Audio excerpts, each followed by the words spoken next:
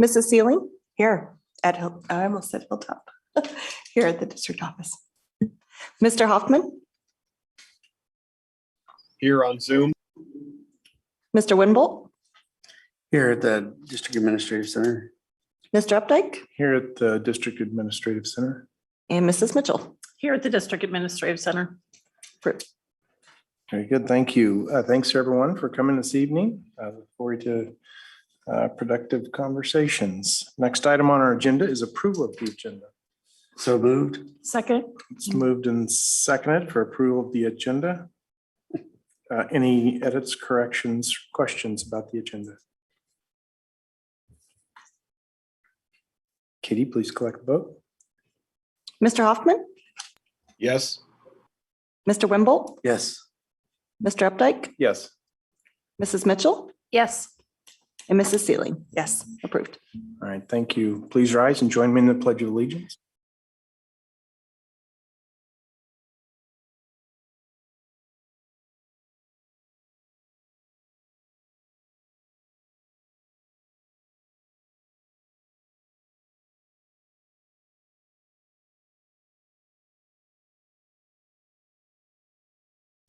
Oh, very good. Thank you. Moving on to our next agenda item is the consent agenda, which consists of the approval of the consent agenda, approval of the minutes from our last stated meeting, the clerk's report, treasurer's report, payroll and claims, personnel, the accepted use policy or acceptable use policy, the content filter, and the IXL renewal.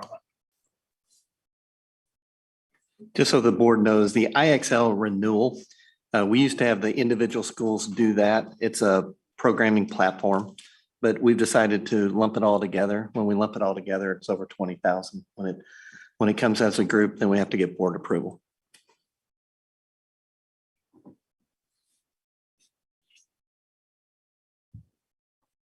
Mr. President, I move for approval of the consent agenda. Second.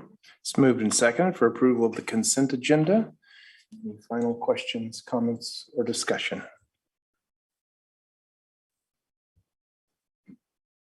Katie, please collect the vote. Mr. Winbolt? Yes. Mr. Updike? Yes. Mrs. Mitchell? Yes. Mrs. Sealing? Yes. Mr. Hoffman? Yes. Approved. Very good. Thank you. Moving on to business with individuals. Katie? There were no cards. Okay, thank you. Moving on to action items. First action item on our agenda this evening is property insurance and workman's comp. Dr. Burke. Yeah, if you remember from last meeting, Elliott Insurance provided some information to us about our property insurance workman's comp. There is a comparison between last year and this year. If you remember, we are adding a brand new building plus quite a bit of property with middle school number 3 in Dayton Creek Elementary School. And with that, the board's asked to approve the bid of property insurance workman's comp from Elliott Insurance Company. Either Doug or Jay Hastert are be available if you have questions.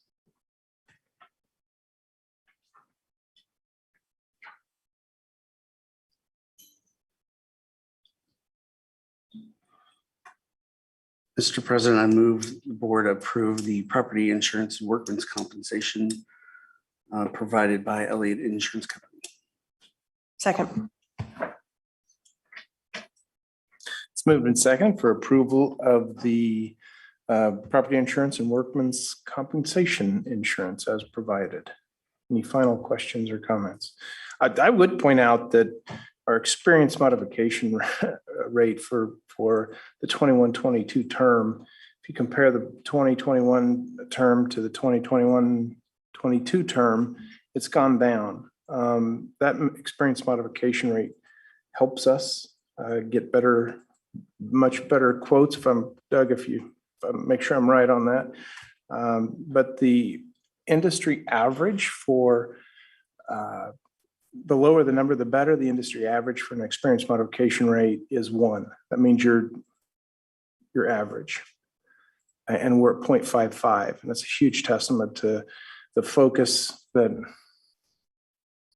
students, teacher, staff, administration have on health and safety. So that's my only well done comment, but it's well done. It's not an easy thing to achieve, and it's amazing that they've achieved that. So it has been moved and seconded for approval of the insurance, property insurance and workman's compensation as provided by Elliott Insurance. Katie, please collect the vote. Mr. Updike, Yes. Mrs. Mitchell, Yes. Mrs. Sealing, Yes. Mr. Boyle, Yes. Mr. Hoffman, Yes. Mr. Wimble, Yes. approved. Very good. Thank you. Moving on to the middle school number 3 improvement agreements. Dr. Burke? Yeah, if you remember, Phil Elliott did a presentation last week, or I'm sorry, last board meeting, apologize. And there are some required contractual agreements between the district and the city of Spring Hill. One of those agreements outlines the required bonds, improvements, excise tax, and I believe that's not to exceed $270,000. Phil got that in writing. And then the reimbursement agreement outlines district responsibilities for the improvements on Ridgeview. So the board is asked to approve the contract agreements between the school district, we are the developer in this case, and the city of Spring Hill. And I'm not going to read all that, but for the improvement agreement and for the reimbursement. With that, Phil and I will stand for any questions. And one little piece to add, right now we've removed the bonds from this. If you remember last time we had 3 bonds listed on here. We're still working with the city on those, but at this time they're not coming before you. We're hopeful that they don't, but right now they weren't necessary for the next step. So We did one thing that I was remiss. I apologize. This was reviewed by Greg Goheen with very minor corrections yeah, made. signature pages. Signature primarily. page, I believe, was the only change, but did want to clarify that Greg did review it.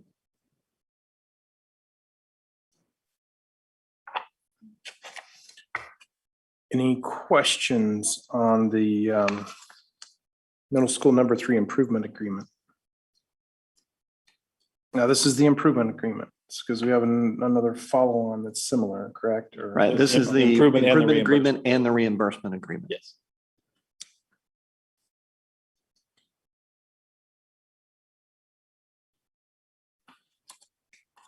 And if we approve these tonight, they'll go to city council for their approval the first meeting in July. Mr. President, I move that the board approve the contractual agreements between the school district and the city of Spring Hill, the improvement agreement and the reimbursement payment agreement for middle school number 3 and the improvements on Ridgeview. Second. It's moved and second for approval of the improvement agreement and the reimbursement agreement for middle school number 3. Any final questions or comments?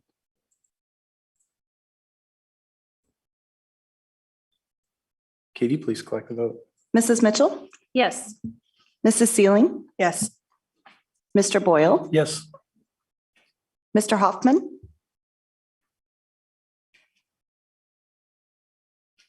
He's on mute. was that a yes, Mr. Hoffman?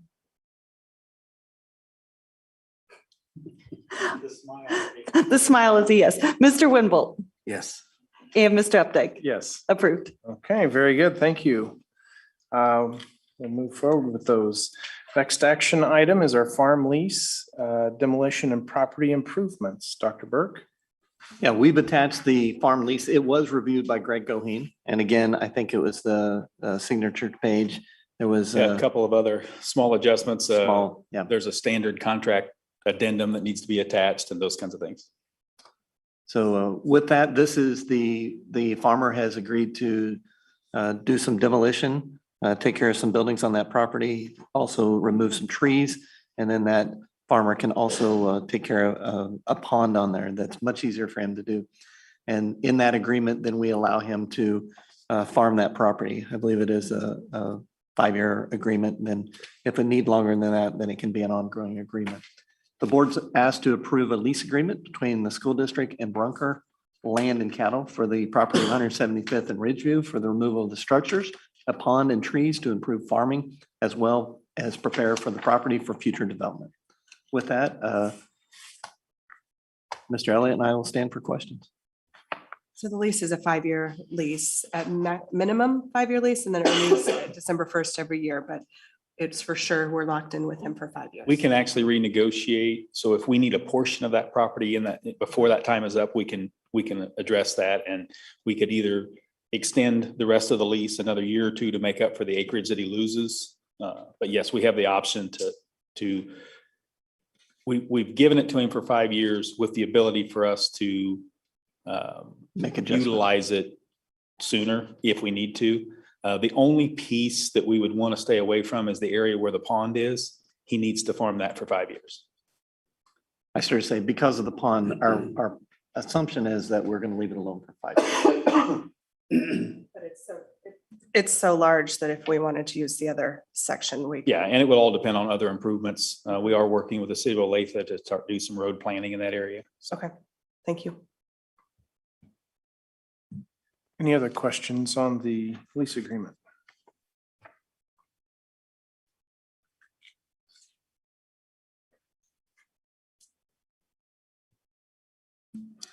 Mr. President, I move that the board approve the lease agreement between Spring Hill USD230 and Brunker Land and Cattle for the property at 175th and Ridgeview.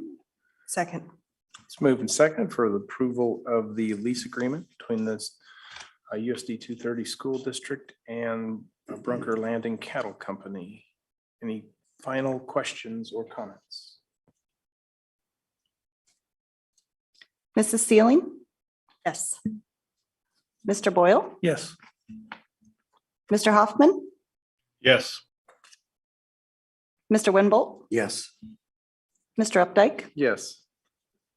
Mrs. Mitchell. Yes. Approved. Good, thank you. Moving on to our fourth action item is start time change of the July 12th board meeting. Yeah, this is an exciting time. We would like to set up a tour for the board at 6 p.m. on July 12th.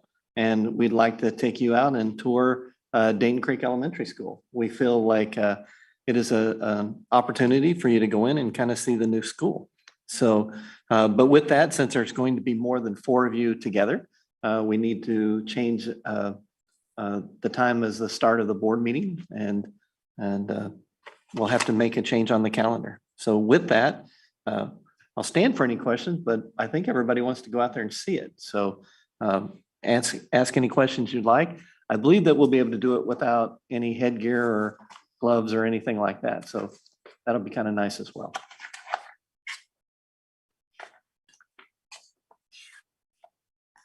Mr. President, I move that the board approve the calendar change for our July 12th meeting with the start time changed to 6 p.m. in order for the board to tour Dayton Creek Elementary School.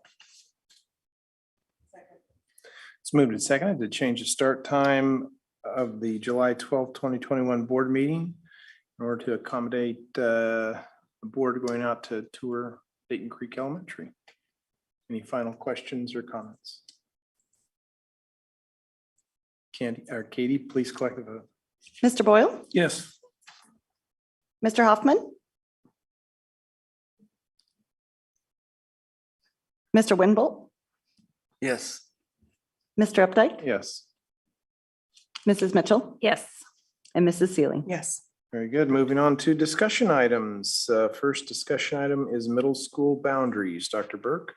Yeah, we're going to turn this over to Rob Swartz. He is our demographer, and we've been working with RSP for, a long time. And so, Rob, talk to us about these are middle school boundaries that would go into effect for middle school number 3, and then what boundaries we would look out prior to the opening of middle school number 3.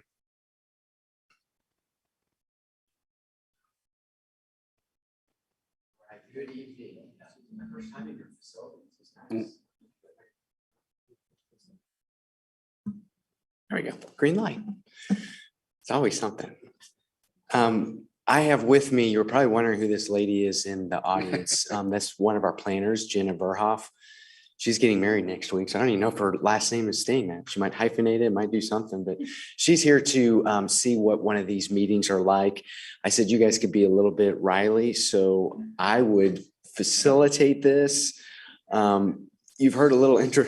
Dr. Burke's the one that's the Riley one. obviously, we've been doing a lot of work with you guys, and tonight, I think there's actually some good news. We're trying to look forward to middle school 3, right? This is part of our bond package, and so we have some plans there. Everybody should be aware of what we do in this presentation. This gives some connotation for people who've not been following these things that we do. So what I wanted to take you through is in this presentation, I think there's about 13 slides, and I want to just kind of hit a couple points to each slide so you understand what you're receiving tonight, and then I'll get into what the recommendation is. So we're leaving you here with this page, the proposed, approved, actually not proposed, the approved board boundaries for 21-22 for the elementary buildings. So we want you to see what that looks like when Dayton Creek comes online. The next map is the current middle school boundaries with just the 2 middle schools. I then wanted to highlight, when you go back to the first time we did redistricting with you, we kind of had some core ideas that you as a board have kind of said, this is how we take our way through a process to understand what boundaries could look like, what we should follow, some of these criteria, guidelines. So we have a proximity to the buildings, wanting to balance enrollments. That's kind of been a little bit tricky sometimes, right? Sometimes there's a lot of kids in a certain area. As we bring new buildings on, we have some issues with underutilization, but in a growing district, that's what we have to work with. We're trying to maximize the capacity in the enrollments. We always are trying to minimize who's disrupted with any of these boundary changes and impacting the fewest number of students. So this was kind of generally what you mapped out. Oh gosh, this is probably now going on about 7 or 8 years ago. And it's kind of served us really well in all of these processes. I then have 2 options that I'm showing you, and I'll explain what they are using this map in this visual. So in each of these options, we tried to look at those boundary criteria and where middle school 3 would be located. So by Wolf Creek Elementary, so just a little bit west of there. And how do we start to balance out some of these enrollments, knowing that we will have some breaks in the feeder. Again, if we have 5 elementary buildings feeding into 3 middle schools, we have an imbalance of buildings until we finally grow into having the 2, right? So we have 3 different colors that are illustrated on the map. The yellow is going to be, gosh darn it, start at the bottom.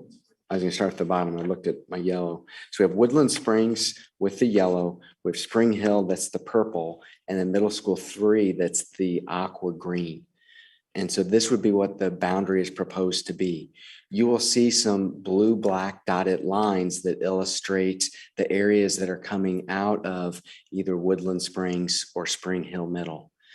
What we then are showing you in the tables is what the enrollment would be for the middle schools if there were just the 2 middle schools. So you can see how that enrollment would be without middle school 3 coming online. And then when you look at the bottom table, it's going to illustrate what that would look like in 23-24, 24-25, and 25-26 when middle school 3 would come online. And so one of the things that I wanted to highlight in this particular option is that, get to my page here and get to me things. So if we look at what that enrollment looks like, that I was showing you on that map, it was really too small even with my glasses on. You can see the future middle schools, middle school 3, and we have an enrollment by 25-26. That's about 300 students. If we look at Spring Hill, it's about 300 students. And then we look at Woodland Spring, it's about 360 students.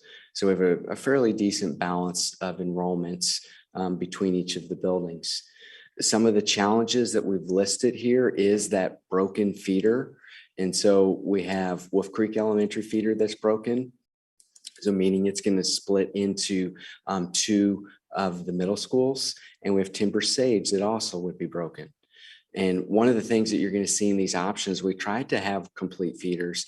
It's just not really possible with where we're seeing the growth, the size of our middle school buildings, and where we plan to see some of the residential growth. So we have existing kids and future kids that are moving into this system.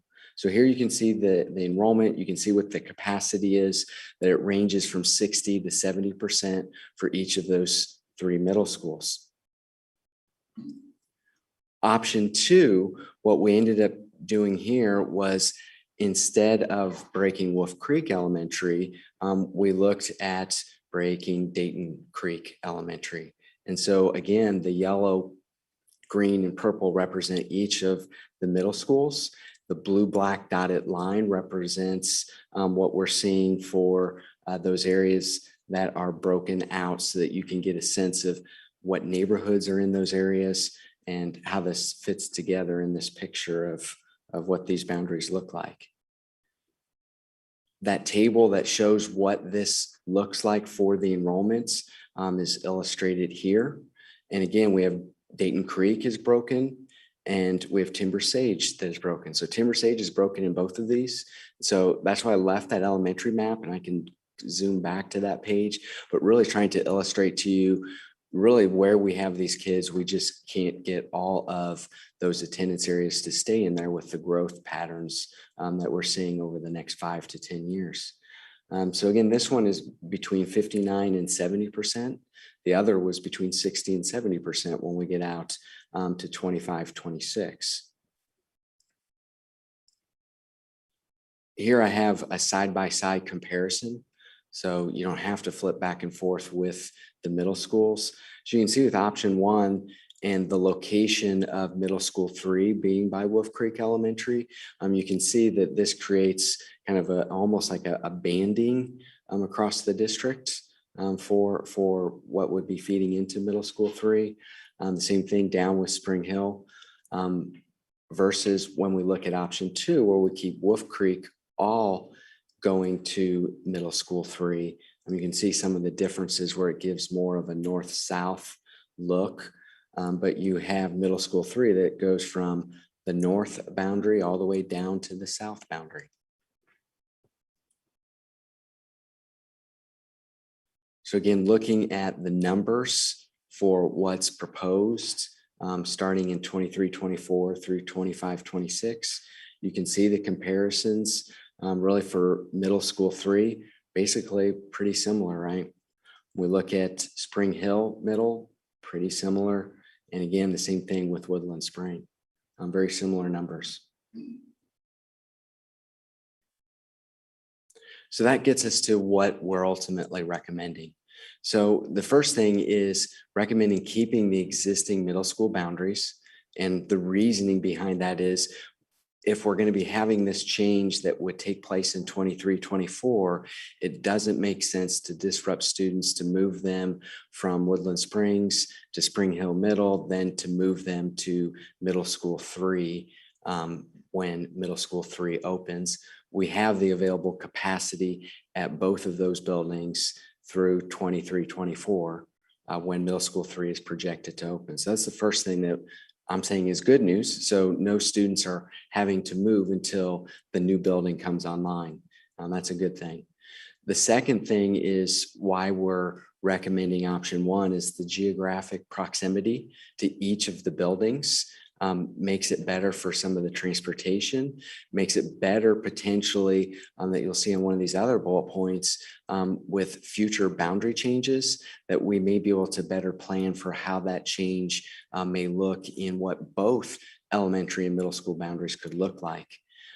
We know that there's also going to be available capacity in each of those 3 buildings. So let's say we get a bumper growth of elementary kids up in Woodland Springs, then we still will have a little bit of space there with the growth in that building. That's probably the one that we need to watch the most, because that's where most of the residential growth is going to be, right? So we're hoping that can be a longer boundary, but as we get beyond 5 years, we may have to carve more out of that. So regardless of either of these options, that's something that we will have to watch with the way things are growing. We also think there'll be a streamlined transition for students that go from Spring Hill Middle School to middle school number 3. Again, we're trying to try to orient this back to the approved elementary boundaries, and then what we could do with middle school 3 coming online. And then we also think that as we add a new elementary building, we potentially could have fewer disruptions in the future, more so with option 1 than with option 2. Right, that's all my slides. So let me open up for comments, questions, and if it's too hard, I'll have Jenna come up here and she'll answer it. Thanks, Rob. Do you remember when, or Dr. Berg, do you remember when 6 elementary is going to be needed? I think we were thinking beyond 25, 26. I think, again, going off my memory, I think it's like I can't remember 26, if it was 25 or 27. 26.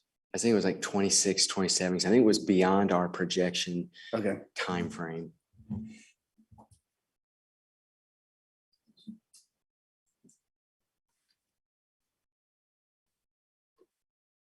Do you take into consideration any of the foreseen, not just transportation, but traffic issues with where kind of infrastructure with as things are growing? Yeah, I really like your walk path out here now with the construction, right? To dodge all the pedestrians. Absolutely. We look where the infrastructure potentially could be. There's been conversations we've had with both Wayne and Brad about where some of that is and how we get into some of the site selection of where any of the elementary buildings could potentially be. So absolutely, that is a factor. The ideal is our road situation is going to get better as we improve Ridgeview, 199th Street. So there are some things that should get better. And that was partly when you go back to the banding that I spoke about. Why we lean towards option 1 versus option 2 is with one of the attendance areas being fed from all the way from the north and all the way from the south, that would have a lot more transportation implications that would be more negative than trying to make the areas for those attendance areas more condensed. Were we going to consider the option to let the 8th graders stay? We didn't do it when we opened. There's lots of people that say that we did that when we opened Woodland Spring. We didn't do that. And so at this point, we were not planning to do that. Is there any way that we could look at numbers of that? I guess we wouldn't know who is going to opt into that or opt out, right?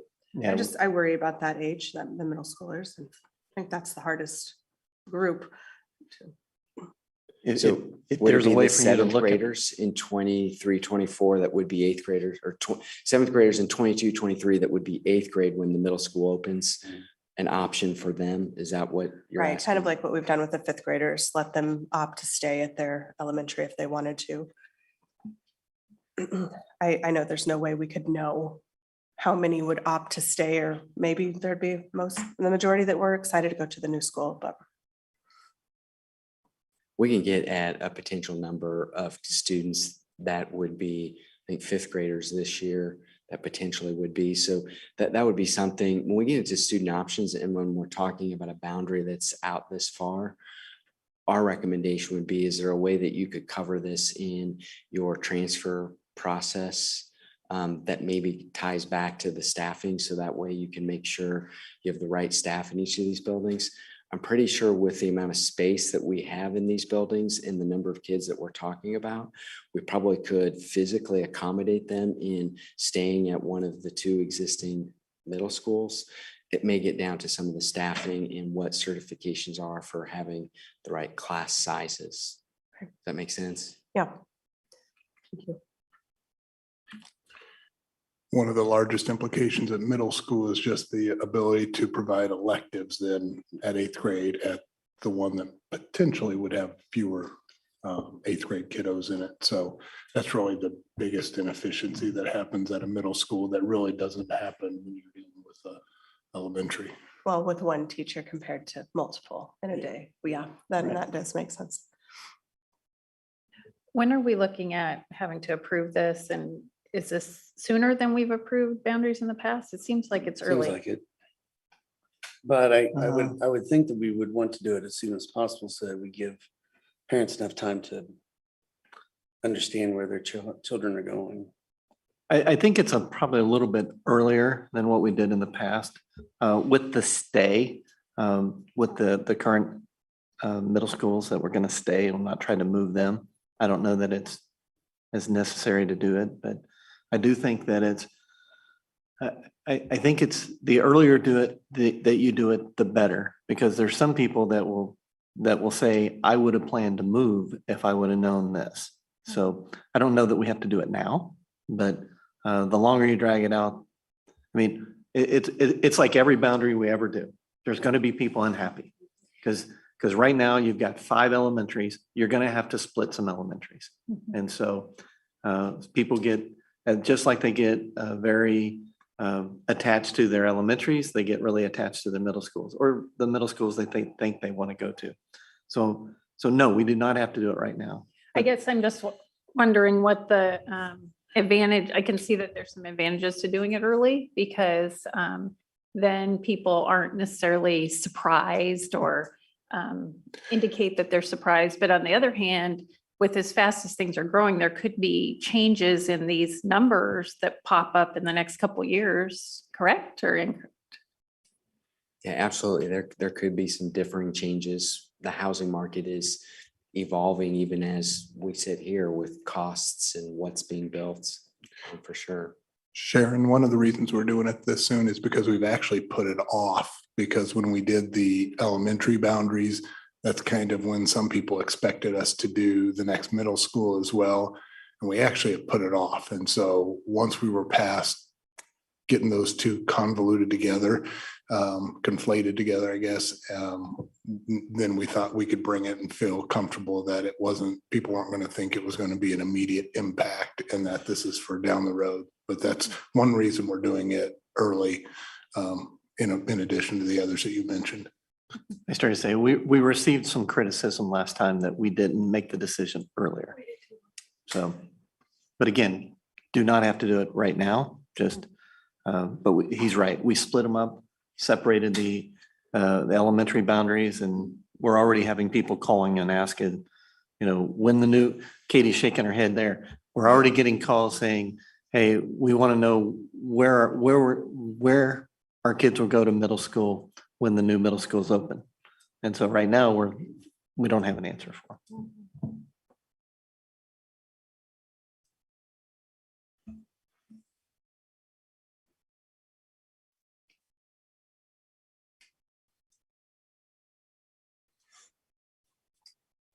Yeah, I was looking at a previous meeting.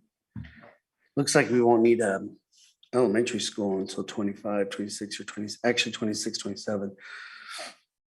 So, I mean, it's going to be that far out before we talk about middle school boundaries again. If we add a 6, then we could do a feeder, a proper feeder if we could.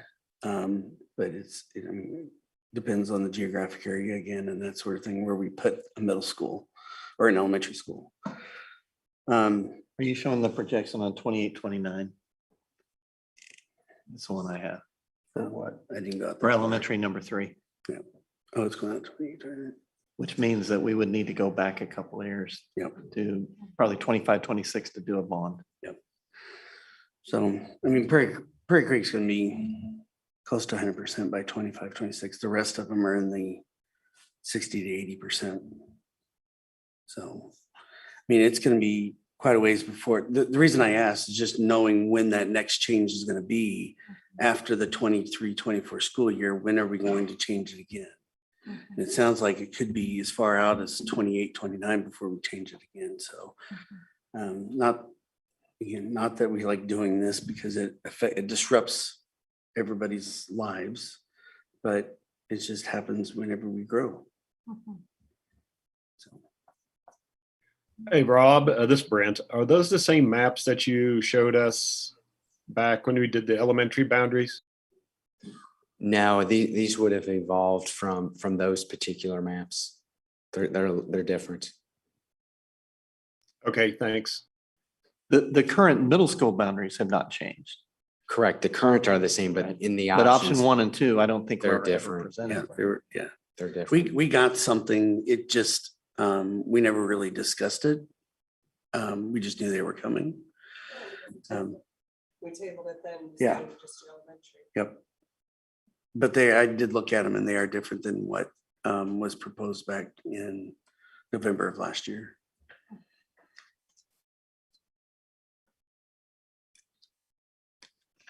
So while we're discussing, when would the board like for us to bring it back? And we can wait, do you want to wait a year? What kind of time frame are you thinking? I mean, as soon as possible, so people know. I'd rather give people plenty of time. What's the advantage of waiting?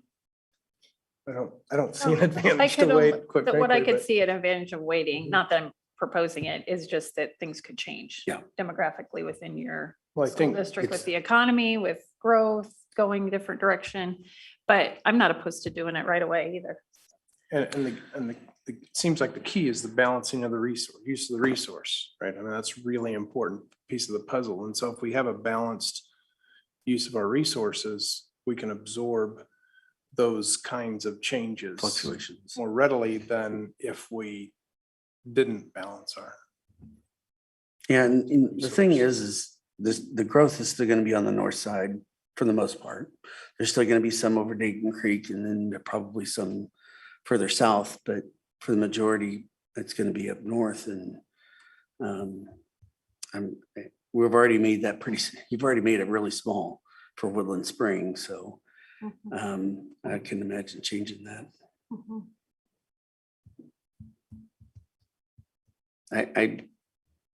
If we could get consensus to bring it back to the next meeting, I'd say we just go forward with it. Yeah, let's move forward with it on the next Is agenda. there additional information you'd like to have? You would like to, about the, I was just curious how it would affect that. That's the one question that I've had a couple of parents reach out with. Oh, yeah, absolutely. We can run that this week still. One thing I would point out is maybe you want to give some people a chance to see this that aren't necessarily watching what's going on during the summer months. Yeah, I mean, true. we could bring it back in 4 weeks. Give people a chance to come up in the next board meeting, do some public participation, and then we can go home and think about it and bring it back for a vote at the end of July meeting. Plus, we already have a bunch of stuff we do at the first July meeting. Yeah, True. good point, Jason. I'd say the soonest we should put it on the agenda is the second meeting in July. I like giving it a little more time for transparency's sake too, just to give people a chance to take a look at it and not feel like we did do something in the summer when they weren't maybe. Yeah, we can do that. And another option that we can talk about with your administration is maybe there's some sort of survey that we put together that would be able to garner their input over the summer, and you'd get some good feedback specifically about each of these options. So that could be another way if you're wanting to make sure more people that are disengaged during the summer may become more in tune to what this is and being able to provide their feedbacks. And that could be another option between now and when this meeting takes place. Yeah, I think we, as I guess our director of communications, whenever he gets started, we send this out to parents and let them know we'll have availability for them at the next board meeting on July 12th. If they want to talk. I like that idea July too. I like the idea of them being able to really look at it and really give their opinion. Yeah,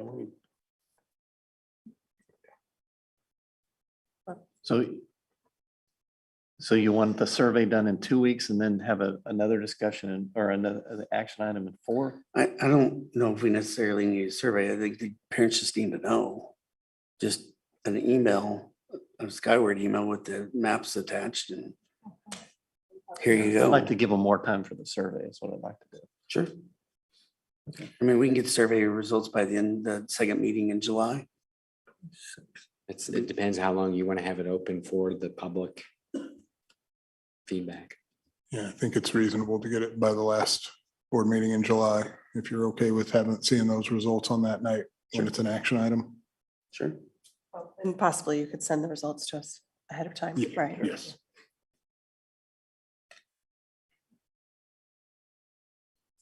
Sounds good. All right. Do you have any questions, Robin? I have none, Okay, good. but thanks Thanks, for Rob. asking. Moving on to discussion item number 2, Kansas Association School Board, June 2021 policy review. Dr. Burke? Yeah, actually, I have some great news for you. Because you were proactive and when we were working with Greg Goheen, a lot of the policies that came up new this year had to do with Title IX. If you remember, we kind of put everything together in a new policy called AC. When Greg was able to go over there and go over that and cross-check it. And I believe Candy and Brad also pointed out that all the changes that had to do with Title IX were already into AC. So the thing that's nice about it is we don't need to bring those policies to you because we've already taken care of it. So believe it or not, that usually doesn't break anybody's heart when we do that. So policy DC, this is they said budget with the whistleblower protection, but it really doesn't have anything to do with whistleblower protection. What it has is there is the change because the mill levy changes where we have to have a budget hearing on the revenue neutral rate. And so what that's doing is, and I don't know if we pulled it up there, if you can scan down, it's a very simplistic change. In the old policy, it basically said that we had to have it to the board had the budget to you by August. Well, the problem is now with Senate Bill 13 and HB 2104, with both of those in there, the time frame does not allow for us to get it to you by August. So the verbiage in here basically just says the only change is within a time frame that allows the district to comply with all statutory deadlines. So that's basically taking to the board before or board on or before August of each year. So that's a change that had to do with recent law. Any questions about DC? If we go to the nutrition services, one of the things, as you well know, that there's been a lot of changes to nutrition services being able to provide food when school's not in session. And if you go down to the very bottom in the red, what this does is if for some reason we were out of school for an extended amount of time due to severe weather, then we could still provide food as long as our staff can get in here safely and then the parents could actually get in here. It's one of those scenarios that you kind of have to think, when would this really happen? Those of you who've been around a while, remember about 20 years ago, we had a great ice storm. And so you could actually get around on the roads pretty well, but the problem was there was no electricity pretty much anywhere. And so on a situation like that, if we could be able to have some electricity in one of the buildings, we'd be able to provide lunches and students could come in. So basically, if we have the extended remote learning days due to severe weather, then we can go ahead and provide food on those days as well. So again, I don't foresee this happening. This has nothing to do with COVID. And as you notice, it does specifically talk about severe weather. So if we were able to have school or able to do school remotely, but not have it in person because of the weather, we could still be able to provide food for students. So any questions about, and I believe that's policy EE.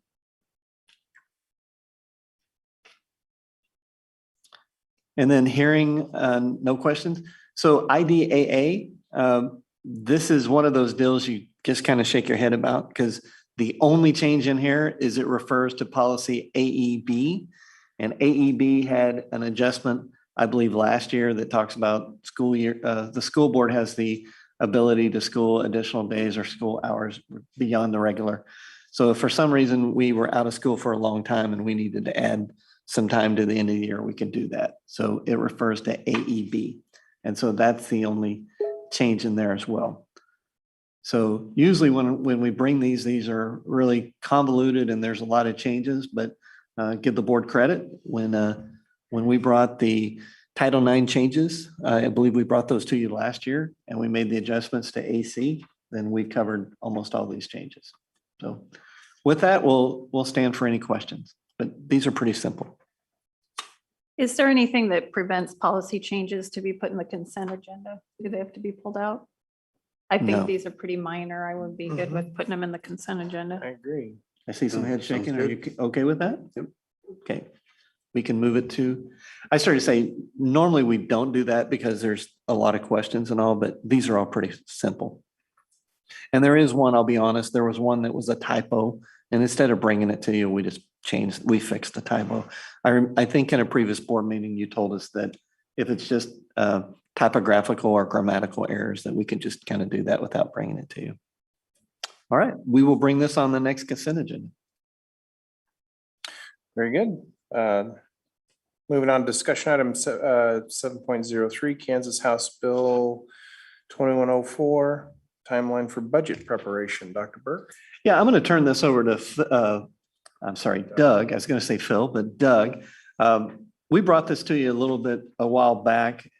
This is pretty simplistic, but at the next meeting, we'll have to do an action item. And we wanted to remind you, instead of just showing up with an action item, just a quick discussion. So Doug. Yeah, we did discuss this back on May 10th, that there's some pretty significant changes in the overall budget process. The good news is just an hour or so ago, they did release the new budget software for the new year. So I'll be able to download that and get going as far as crunching real numbers. We did get notified by the county clerk on June 15th of our revenue neutral rate. And beyond our control, we did exceed being revenue neutral in our general fund. So the rest really doesn't matter if you exceed in one area, is what I've been told. So I've also heard through other conversations that most of the school districts in Kansas, based on the general fund calculation, will exceed revenue neutral and have to go through this process, not by choice, but because the numbers say so. I would anticipate nearly all and possibly all school districts will go through the revenue neutral process to exceed it. So you'll see we passed the June 15th date. The next up is July 20th date, where we have to give a number to the clerk's office. This, quite honestly, it's going to be absolutely impossible to give you a firm number by that date.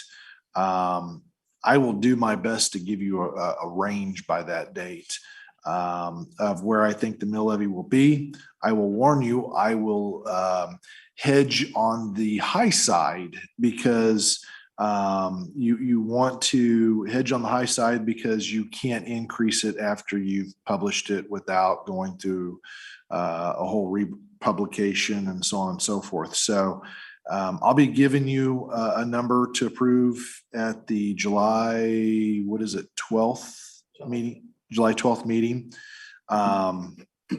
And it'll be a little bit on the high side, hopefully not too much. And then we will try to get you firm numbers as soon as possible thereafter.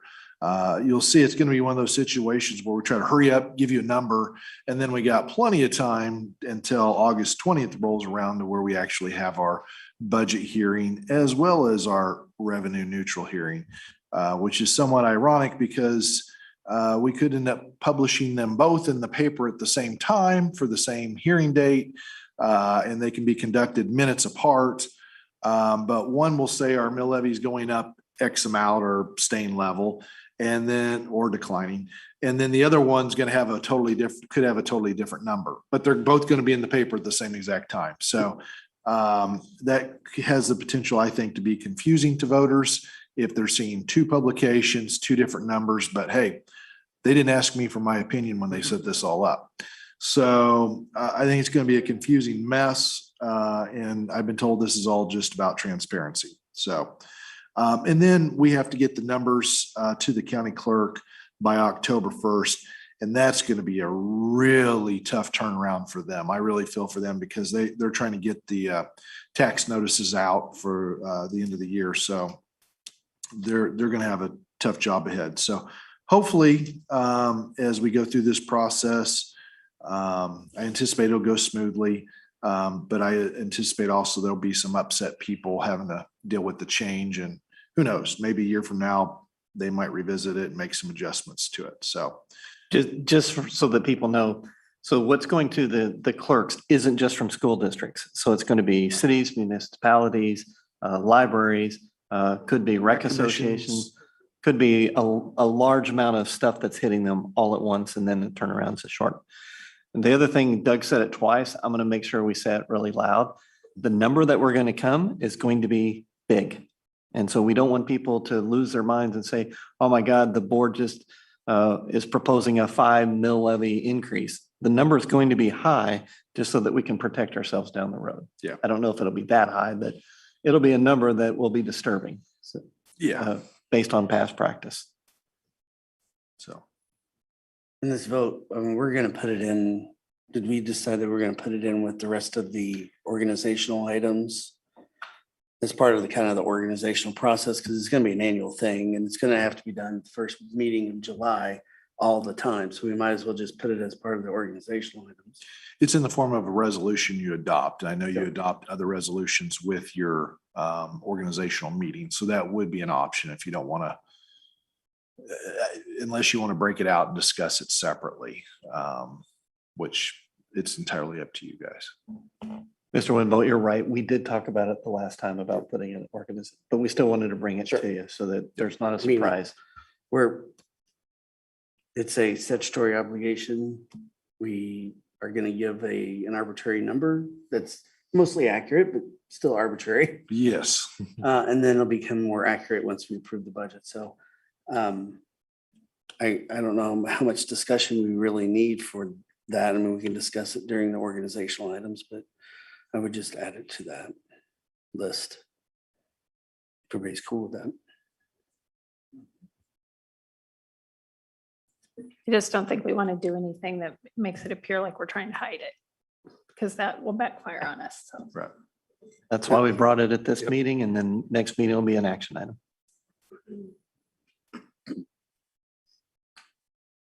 Yeah, I guess the purpose is for transparency. So, but the real transparency is at the budget meeting when we approve the budget. We approve then the final rate. Yeah. As well. Okay.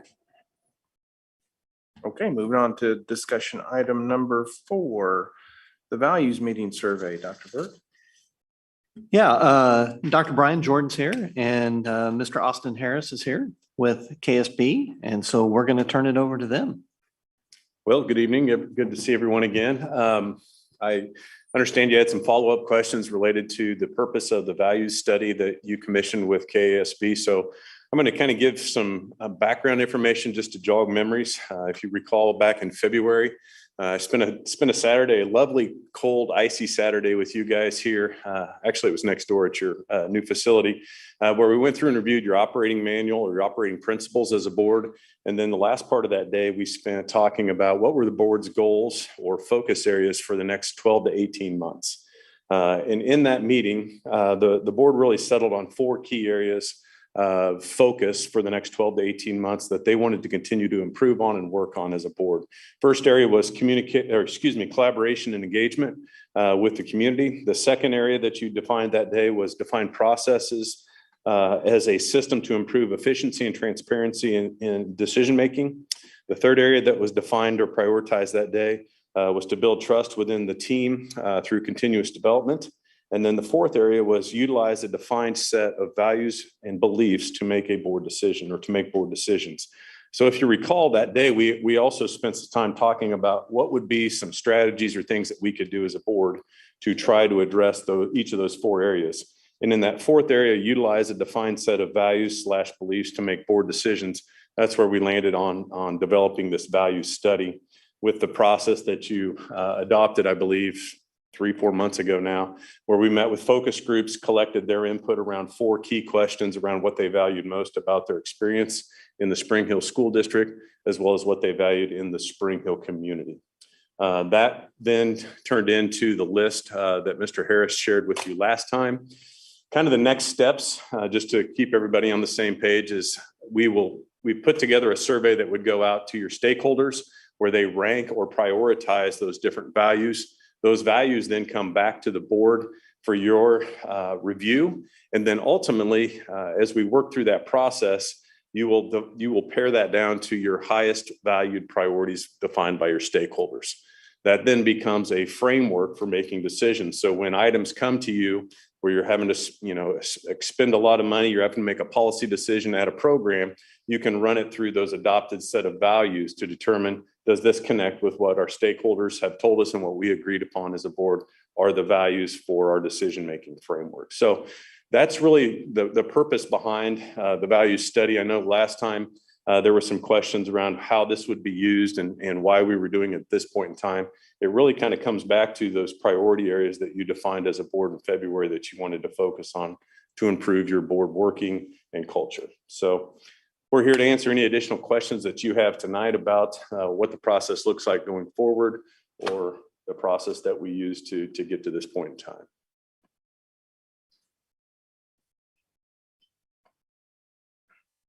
Tell me again the actual timeframe that we would probably be asked to approve the actual values that I'm assuming would be put on our website and with our Right. mission.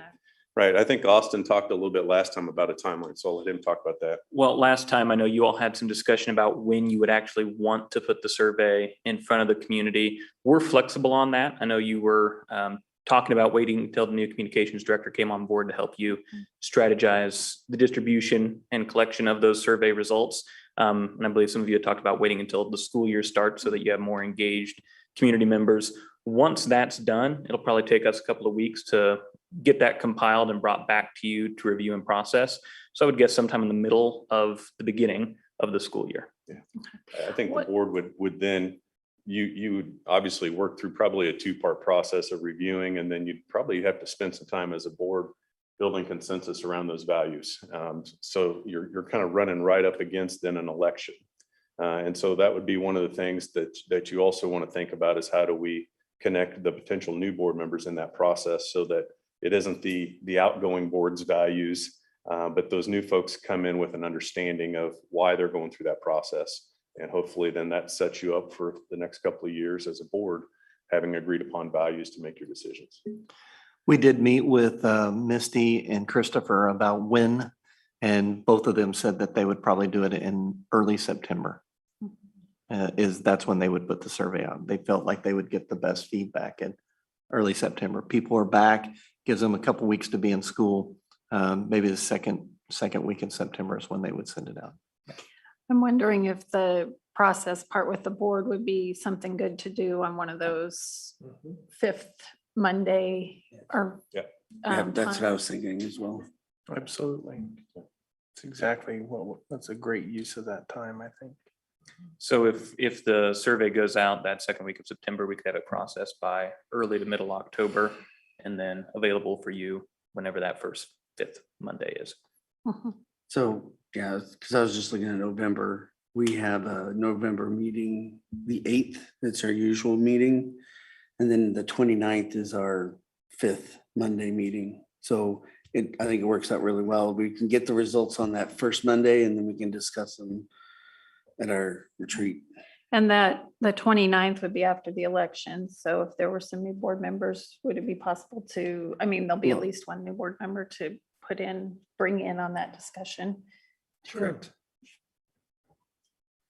Yeah, and it would be the 29th. Everybody should be back from Thanksgiving. So that should work out pretty well. The question I have is when you look at this list of values that I share it somewhere, but the value study, there's 8-9 dozen comments here and 8 or 9 dozen quote values that are there. That's way too many. Mm-hmm. I don't know exactly what the right number is. I just know that this is too many. It seems like it's something that we should be able to commit to memory and know and be able to answer at a moment's notice. 3, 4, 5, 6, I don't know. It just that was my concern when I saw this 3-4 page document, and it's all just many topics of discussion around values. We can certainly pair the survey back to maybe the top 5 focus group results in each section. Obviously, in the long end results, that's going to provide more weight to the focus group participants, because what was most spoken about there will be what's in the survey that the community responds to. And so that's just something to be aware of. As the survey goes out, those most popular items from the focus groups will be what they're actually ranking. But in that first one, you could set your market 5 group results, and that would give you still 6 or 7, but would certainly shorten and make that community survey a little more palatable. In the past, when you've done these, have you seen a natural break in the information? Because you can kind of see a break when you go from, you go from 12 to 9 down to 7, and now all of a sudden you're half of the original, and it just seems like you could infer from the data that there's natural breaks in that. Do we need to include values that are listed here that had one person in a focus group bring it up? Yeah. Is that part of the process? Is that a legitimate part of the process? I guess is my question. Yeah. Culling some of those responses is a legitimate part of that process, and certainly something we can incorporate. I think we wanted to show you all those compiled results and get some of your feedback on that. So the actual survey, and we'd be happy to send you a link of that. I'm pulling up the framework that I shared with Ted Carter, the guy that actually built it. So on that first area of students, we clustered some of those natural breaks into 1, 2, 3, 4, 5, 6, 7, 8, 9, 10 specific values out of that first cluster of students. So there's some of those that we clustered together, so it reduces that number down. So when the people are taking the actual survey, as it relates to values for their students, there's really 10 choices that they priority rank from within students. When we started looking at the results of this after doing the focus groups, we really felt like there were 3 buckets that emerged. There's the values that we want to hold true for our students. There's the values that we want to hold true for our overall system of schools. That kind of gets into efficiency and operations. And then there's the values that we want to hold true to as it relates to community. So in the end, when we work through that process of paring that down for a decision-making framework, ideally you're looking at maybe 3 to 4 values in each of those 3 buckets. So a total maybe of 10 values, but they're students, school-wide, community-wide values. And so as you go through the decision-making process, let's say we're weighing the decision of adding a new program at our secondary level. Well, how does it connect with the values that have been prioritized by our stakeholders? And so you'll have this nice set of maybe at most 10 values that you can look through and say, yes, that does give kids more opportunities. That does connect our kids with something or connect the kids with civic duties within our community. That is a way to engage more with our families. And so you can start to use that to help make some of those maybe tough decisions that you're grappling with. And if the board has agreed upon this set of values, it gives you some context to have a conversation around as you make some of those decisions.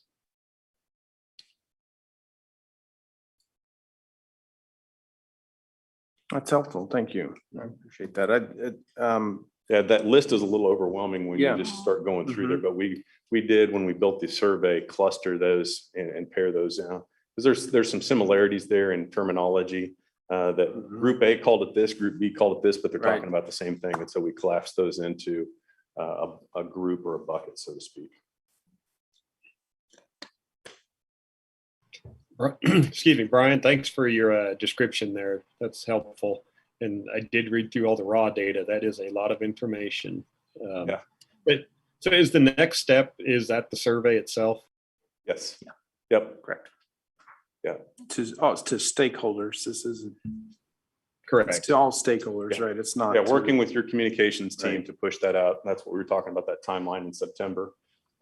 We'd be happy to send that to you all if you wanted to peruse that. Again, all we did was take the information and pare it down based on those themes that we saw, and then had our data person, Ted Carter, build a survey that he thinks is manageable. And he does a lot of surveys, as you guys know, for KSB. He built that in a way that he thought was most functional and still held on to the true meaning of what was presented by the focus groups. The survey that Ted builds available in both the documents that you have from us, both that initial report and the focus group results has a link to the survey that would be sent out if you'd like to review that. And certainly we have until September, so if we need to make some adjustments to that, we can work with your communications team to fine tune it. Maybe the focus group results doesn't have it, but that initial report at least does. Yeah. I'm looking at the USD230 value study. Are you saying there's a link in here? Yeah, there's a link on the first page. Yeah, Oh. You can't see the whole, I can't see the whole page, but. Okay. I see. Yeah, It review says the the survey survey. You can review the survey here. Yep. That was the hint. Okay. All right, I was looking at the bottom for some reason. Yeah, so we gave you the survey link, but then all of that information is what we use to actually build the different parts of the survey. All right. Good. Any other questions? Discussion. So on the survey, are they gonna rank them 1 the most to 11, or is it 11 the highest? 1 is most important. So it's like a golf score, the lowest is best. So priority 1, 2, 3, 4. I don't know if I saw that. It's like the top 5. Yes. The way the survey is built, they could rank every single option in there, but I think the directions are give us your top 5.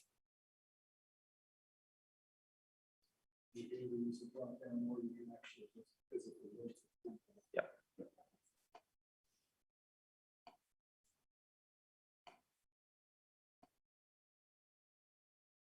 Any other questions?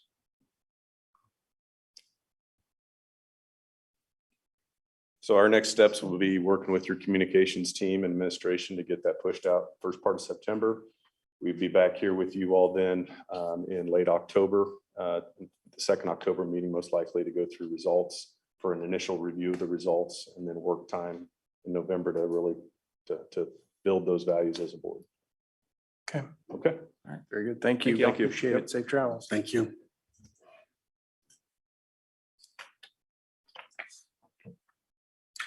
Moving on to items from Board of Education members for future meetings. As you can see, we are going to have a tour of Dayton Creek at the next board meeting. And I did call and left a message for the Johnson County Community College president, see if he would come speak at one of our meetings. So should hear back, if he's not on vacation, should hear back from him soon. I did have the director of the CTE programs do a chamber event for us, and he said, just say the word, he'd love to show us that building. So The word. That's great. I will say on the computer science as a core subject, they're not actually done. The State Department of Health Education is not done with how that all works. So as soon as they're done, I'll bring it back. So hoping to get it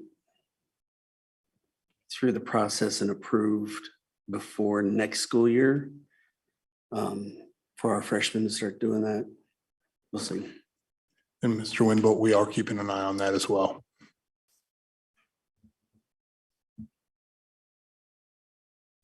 Any additions or subtractions? Anything we could remove?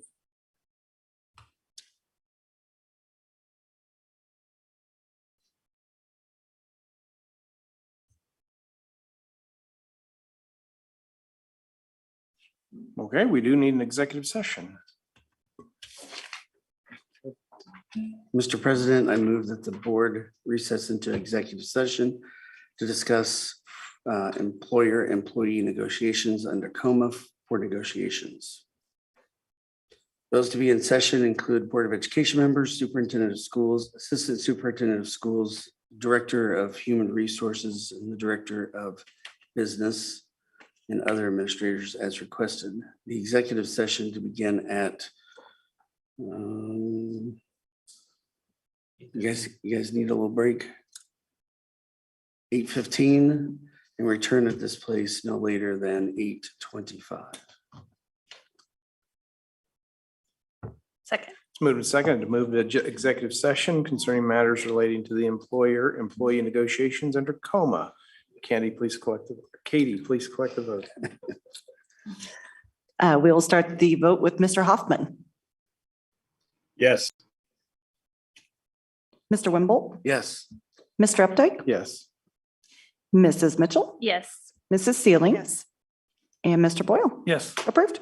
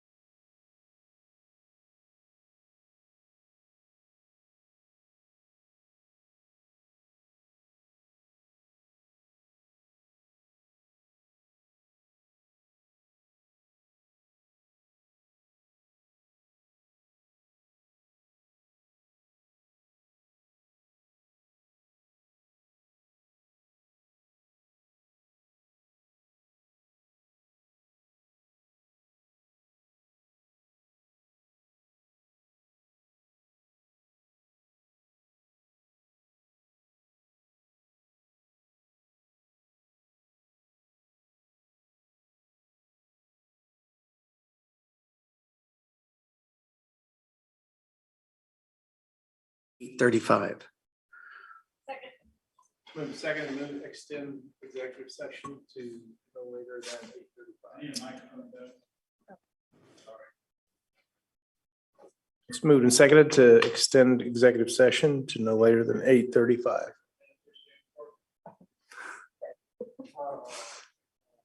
Mr. Wimble, Yes. Mr. Updike, Yes. Mrs. Mitchell, Yes. Mrs. Sealing, Yes. Mr. Boyle. Yes. Thank you.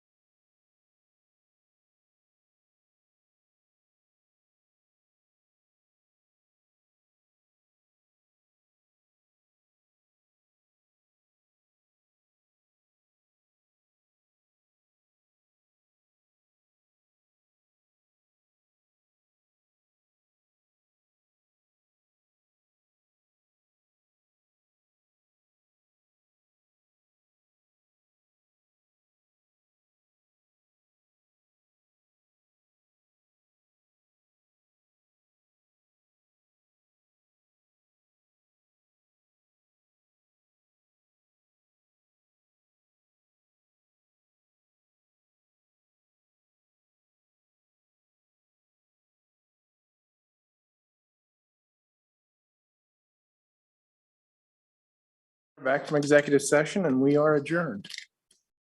All right. You don't have to vote.